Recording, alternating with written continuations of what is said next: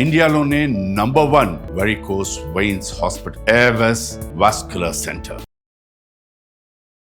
గురుగారు మనం వాయినాలు ఇస్తూ ఉంటాం కదా, ముఖ్యంగా నోములు వ్రతాలు అవి చేసుకుంటూ ఉంటాం కాబట్టి, సో అవి ఏ రకంగా ఇవ్వాలి అంటే కొంతమంది బ్రౌన్ కలర్ శనగలు ఉంటాయి అవి పెడతారు, కొంతమంది కాబూలి చనాలు ఉంటాయి అవి కడతారు, 3 పెట్టాలి తమలపాకులు, పండ్లు 2 ఇవ్వాలి, ఇట్లాంటి కాంట్రవర్సీలు ఉంటాయి. అసలు వాయన ఒక పద్ధతి ప్రకారం మేము ఎట్లా ఇచ్చుకోవాలి? శనగలు అవి మంగళగౌరి వ్రతాలు చేసేటప్పుడు, శుక్రవార వ్రతాలు చేసేటప్పుడు ఖచ్చితంగా శనగలు, అరటి పండ్లు తాంబూలంలో పెట్టిస్తారు. ఒక్క పసుపు కుంకుమ ఇస్తారు. తమలపాకులు 3 ఉండాలా 2 ఉండాలా? 3 అనేటువంటిది దేవతా పూజలకి చేసుకోవాలి. దేవతల్ని పెట్టేటప్పుడు 3 తమలపాకుల్లో దేవతా విగ్రహాన్ని పెట్టాలి. కానీ మామూలుగా సాధారణంగా ఎవరికైనా తాంబూలాలు ఇచ్చినా 2 ఉండాలి. ఈనెలు అటువైపు ఉండాలి. అగ్రములు అంటే చెట్టు నుంచి కోసేటప్పుడు ఉంటాయి కదా, ముచ్చికలు అంటారు కదా, అవి మన వైపు ఉండాలి. పండు కూడా అంతే. ఆ పండు కూడా అగ్రం అంటే చెట్టు గెలగేసినప్పుడు ఆ గెలతో పాటు వస్తుంది కదమ్మా, అది మన వైపు చూస్తుంది. మన వైపు ఇస్తున్న వాళ్ళ చెప్పు. అట్లాగే వాయనం ఇచ్చేటప్పుడు కూడా చాలా మంది ఏదో హడావిడిగా అక్కడ ఇస్తుంటారు. ఎంత అక్కడ అంటే అక్కడ హడావిడి పడకూడదమ్మా. వాయనం ఇచ్చేటప్పుడు ఆమె ఇచ్చేటప్పుడు కూడా వాయనం తీసుకునే ముత్తైదువ తూర్పు వైపున ఉండాలి. ఈ ఇచ్చే ఆమె ఉత్తరం వైపు ఉంటే మంచిది, లేకపోతే ఆమెకు ఎదురుగా కూర్చుంటే పశ్చిమం వైపు చూస్తున్నట్టుగా ఉంటుంది. అట్లయినా చేయొచ్చు. ఓకే. అప్పుడేమనాలంటే కోరితినమ్మ వరం అని అడగాలి. ఆ వచ్చిన ముత్తైదువ ఇస్తినమ్మ వరం అనాలి. అట్లా 3 సార్లు అడగాలి. పసుపు కుంకుమ అవన్నీ అయిపోయిన తర్వాత వాయనం ఇచ్చే ముందు అడగాలి. ఆమె భక్తిగా అమ్మ కోరితినమ్మ వరం అనాలి. అంటే ఆ ముత్తైదువ ఇస్తినమ్మ వరం అని చెప్పి అంటుంది. ఇలా 3 సార్లు కన్వర్సేషన్ జరగాలి. తరువాత అప్పుడు మూసి వాయనాన్ని ఇలా కొంగులో పట్టి, కొంతమంది ఏమో ఇలా పడతారు గురుగారు, కొంతమంది ఏమో పళ్ళు పడతారు. ఇలా మన ప్లేట్ లో పెట్టి ఇలా కొంగులో ఇట్లా పట్టుకోవాలి. ఒళ్ళో మాత్రం పెట్టకూసుకోకూడదు. ఓడి బియ్యం అయితేనే ఇట్లా పోసుకోవాలి కదా గురుగారు. ఒళ్ళో మాత్రం ఇట్లా ఒక వైపున ఇలా పట్టుకొని ఇక ఇలా ఉంది కదమ్మా కుడి చేతిలో, ఇలా ప్లేట్ అలా పట్టుకొని దాని మీద పట్టుకొని ఆవిడకిస్తూ ఇస్తినమ్మ వాయనం అని ఆమె ఇవ్వాలి. కింద ఆమె పేయి పట్టుకొని పుచ్చుకుంటున్నమ్మ వాయనం. అలా 3 సార్లు. ఇచ్చేది ఎవరు అని కూడా అడుగుతుంటారు. ఇచ్చేది ఎవరు అని భక్తురాలు, తీసుకునేది ఎవరు దేవత అన్నట్టుగా ఉండాలి. ఆ విధంగా ఇచ్చేది నేను, తీసుకునేది నేను అన్నట్టుగా ముత్తైదు చెప్తుండడం. అస్సలు మనం వాయనాల్లో ఇవ్వకూడని వస్తువులు ఎందుకు వస్తుంది ఈ ప్రశ్న అంటే, ఈ మధ్య కాలంలో ప్లాస్టిక్ ఇవ్వకూడదు అలా చెప్తున్నారు కదా గురుగారు. గ్లాస్ ఐటమ్, పింగాణి ఐటమ్స్ అట్లయితే, కానీ వెండి కూడా కొన్నిసార్లు ఇవ్వకూడదు. వెండి దేవుడి విగ్రహాలు కానీ అట్లా ఇవ్వకూడదు. అసలు దేవుడి విగ్రహాలే ఇవ్వకూడదు అని అంటున్నారు. అంటే ఇంట్లో కొలుచుకునే శక్తి కూడా ఉండాలి కదా. విగ్రహాలు ఇస్తే దాన్ని పూజ చేసుకుని నైవేద్యం పెట్టేంత శక్తి కూడా ఉండాలి. తీసుకెళ్లి షోకేస్ లో పెట్టుకుంటున్నారు. అందుకని ప్లాస్టిక్ తో కూడుకున్నట్టు ఇవ్వకూడదు. వాస్తవమే. ఎందుకంటే అది రాహుకి సంకేతం. కాబట్టి సాధ్యమైనంతగా శాస్త్రీయంగా ఉండేటువంటివే ఇవ్వాలి. కానీ ఇంకొకటి ఏంటంటే, పిచ్చి పిచ్చి గాజులు వేసుకోకుండా ఈ 1 రోజుల పాటు శాస్త్రీయంగా ఉండే మట్టి గాజులు వేసుకోవాలి ముత్తైదు. Red, green, yellow, any colour.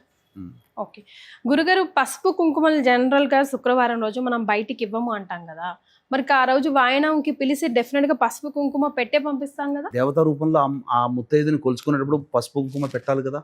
ఇచ్చేటప్పుడు కూడా పసుపు కుంకుమ ఇస్తారు కదా వాయనం ఇచ్చేటప్పుడు.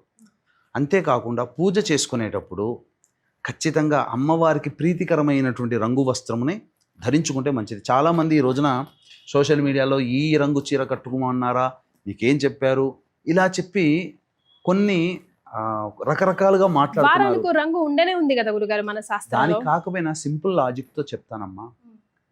ఇప్పుడు తర్వాత వచ్చే భవానీ మాల వేస్తారు కదా అమ్మవారికి, మరి ఎరుపు రంగు వస్త్రాలు ధరించాల్సిందే కదా ఉన్న 40 రోజులు. అయ్యప్ప మాల వేస్తారు, నల్ల రంగు ధరించాల్సిందే కదా. ఆ నల్ల రంగు ధరించే కదా పూజ చేసుకునేది. మరి శ్రావణ మాసంలో లక్ష్మీ అమ్మవారి, గౌరీ అమ్మవార్లకు ఇష్టమైనటువంటి రంగుని వేసుకొని ధరిస్తే తప్పేంటి? ఇప్పుడు పూజ చేసేటప్పుడు కూడా కింద ఆసనం కూడా ఏ అమ్మవారిని మనం చేస్తున్నామో ఆ అమ్మవారికి సంబంధించినటువంటి వస్త్రం కూడా వేసుకోమన్నారు. శాస్త్రం చెప్పబడి ఉంది. ఎరుపు రంగు, అలాగే ఆకుపచ్చ రంగు అమ్మవారికి కట్టుకొని చేసుకుంటే చాలా ప్రీతికరం. అమ్మవారికి చేసుకోవచ్చు, తప్పు లేదమ్మా. గురుగారు, ఇప్పుడు శుక్రవారమే స్టార్ట్ అవుతుంది కాబట్టి శ్రావణ మాసం, మరి 3rd వీక్ చేసుకోవాలా, 2nd వీక్ చేసుకోవాలా? ఒకవేళ మాకు 2nd వీక్ ప్రాబ్లం వస్తుంది అని అనుకుంటే 1st వీక్లో చేసుకోవచ్చా? ఒకవేళ 2nd వీక్లో చేసుకుందాం అనుకోకుండా ఇంట్లోకి ఎవరో ప్రాబ్లం జరిగిందా, అమ్మాయిలకే కానీ లేకపోతే ఎవరో పోవడం కానీ, ఎవరికో అనారోగ్యం జరగడం కానీ, మరి మనం ఇంకా ఎప్పుడు చేసుకోవచ్చు అనే సందేహం ఒకటి ఉంది గురుగారు. మనకు ఈ శ్రావణ వరలక్ష్మి వ్రతానికి సంబంధించి విధానంలో చారుమతి అనేటువంటిది కీలక సూత్రధారి. ఆమెకి స్వప్నంలో అమ్మవారు కనిపించి పౌర్ణమి ముందు వచ్చే శుక్రవారం నాడు చేసుకోమ్మా, నీకంతా కూడా శుభం జరుగుతుంది అని చెప్తుంది అమ్మవారు. సాక్షాత్తు అమ్మవారే చెప్పింది కదా. కాబట్టి పౌర్ణమి ముందు వచ్చే శుక్రవారం చేసుకోవాలి. పౌర్ణమి ఏమైంది, వ్రతాదులకి వీటన్నిటికీ కూడాను సూర్యోదయానికి ఏ తిథి ఉంటుందో అది చేసుకోవాలి. మరి పౌర్ణమి తిథి 9వ తారీఖు అయింది, పౌర్ణమి ముందు శుక్రవారం వచ్చింది, కాబట్టి 8వ తారీఖు రోజునే వరలక్ష్మి వ్రతం చేసుకోవాలి. ఓకే. ఆ 8వ తారీఖు శ్రావణ మాసంలో 3వది అవుతుంది కదా. పౌర్ణమి ముందు 2 అంటే 8 కంటే ముందు వచ్చేటువంటిది చేసుకోవాలేమో అని అంటుంటారు. అందుకే ఆ కన్ఫ్యూజన్ అంతా వచ్చింది గురుగారు. ఈ 2వ తారీఖు నాడు చేసుకోవచ్చా అని.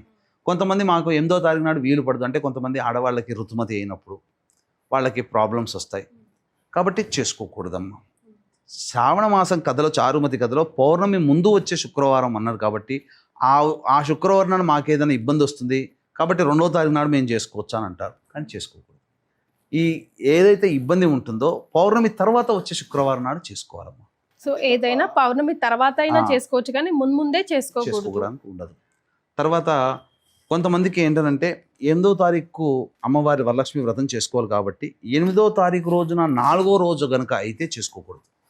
ఇంట్లోకి రావచ్చు, ఇల్లంతా కడుక్కోవచ్చు, కానీ వ్రతం మాత్రం చేయకూడదు. 8వ తారీఖు 5వ రోజు అయితే కనుక అప్పటి నుంచి చేసుకోవాలి. ఇంట్లో 4 ఉన్నారు గురుగారు, ఎవరో ఒక్కరు మిస్ అయ్యారు, పర్వాలేదా? వాళ్ళు కొంచెం దూరంగా ఉంటే ఆ ఇంట్లో మనం వాస్తవానికి అయితే అందరూ లేకుండా ఉన్నప్పుడు చేసుకోవడమే మంచిది. ఎందుకంటే అందరూ ఇంట్లో తిరుగుతుంటారు కదమ్మా. ఏ వస్తువు తెలియకుండా తాకినా అపచారమే, మనం చేసుకోకూడదు. ఎవరైనా మరణించినప్పుడు ఆ సూతకంలో చేసుకోకూడదు, తర్వాతనే చేసుకోవాలి. అంతేనమ్మా. ఆ సంవత్సరం కాదమ్మా, ఆ సూతకం ఎవరైనా మరణించారనుకోండి, ఈ నోములు వ్రతాలు సంవత్సరం అంతా కుటుంబ సభ్యులు అత్త మామనో అట్లా అయితే కనుక చేసుకోకూడదు. ఆడవాళ్ళు, అత్తగారు కానీ మామగారు కానీ, లేదా ఇంకెవరైనా వీళ్ళ సంబంధికులు. కొంతమంది కుటుంబాల్లో ఏంటంటే బావగారు చనిపోయి ఉంటారు, మేము చేసుకోవచ్చునా, మేము కూడా చేసుకోకూడదు కదా అని అంటారు. ఇక్కడ ఏంటనంటే శాస్త్రంలో బావగారు చనిపోయినప్పుడు, అంటే భర్త యొక్క అన్నగారు చనిపోతే ఆ కుటుంబానికే ఉంటుంది. గోత్రనామాలు ఒకటి ఉన్నంత మాత్రం కాదు, ఆ కుటుంబానికి. ఇక్కడ వీళ్ళు చేసుకోవచ్చు, తప్పులేదు. బావగారు చనిపోయినా లేదా మరిది ఎవరైనా చనిపోయినా మిగతా వాళ్ళు చేసుకోవచ్చు, కానీ చనిపోయిన వాళ్ళు చేసుకోవచ్చు. ఈ ఇద్దరికి తండ్రి ఉన్నాడు అనుకోండి, ఆ తండ్రి పోతే అసలు వీళ్ళిద్దరు కూడా చేసుకోకూడదు, శాస్త్రంలో ఉన్న నియమం ప్రకారం. గురుగారు, ప్రెగ్నెంట్ ఉమెన్ చేసుకోవచ్చా వరలక్ష్మి వ్రతం అన్నది ఒక క్వశ్చన్ అండి. ప్రెగ్నెంట్ ఉమెన్కి సంబంధించి చూసుకుంటే కొన్ని ఆచారాల ప్రకారము 5వ నెల పడగానే కొంతమందికి పురుడి సూత్రంగా భావించి ఇక ఏ పూజలు చేయరు. కొన్ని కుల ప్రకారము, కొన్ని ప్రాంత ప్రకారము 7వ నెల పడిన తర్వాత చేసుకోకూడదు అని అంటారు. కాబట్టి వాళ్ళ పెద్దల్ని అనుసరించి, వాళ్ళ పెద్దలు ఏం ఆచరించారో దాన్ని బట్టి చేసుకోవాలి. ఇక్కడ 2 పక్షాల్లో చెప్పబడి ఉంది. 5వ నెల పడగానే పురుడి సూతకం అని శాస్త్రంలో, 7వ నెల పడగానే పురుడి సూతకం అని కూడా చెప్పబడింది. కాబట్టి ఈ రెండింటినీ వాళ్ళ పూర్వీకులు ఎవరైతే ఆచరించారో దాన్ని బట్టి వీళ్ళు చేసుకోవడం, పెద్దల మాట విని చేసుకోవాలి. రైట్. సో నాకు వచ్చిన రెగ్యులర్ ధర్మ సందేహాలు శ్రావణ మాసానికి సంబంధించి నేను అడిగి గురుగారి దగ్గర నివృత్తి చేసుకున్నాను. తద్వారా మీ అందరికీ కూడా సమాధానం లభించింది. మీకు కూడా ఏమైనా ఇంకా డౌట్స్ ఉంటే కనుక కమెంట్ బాక్స్లో తెలియజేయండి. వేరే రాబోయే వీడియోస్లో గురుగారి దగ్గర సమాధానం తెలుసుకునే ప్రయత్నం చేద్దాం. చాలా సంతోషం అండి, ధన్యవాదాలు. సర్వం శ్రీ ఉమామహేశ్వర పరబ్రహ్మార్పణమస్తు.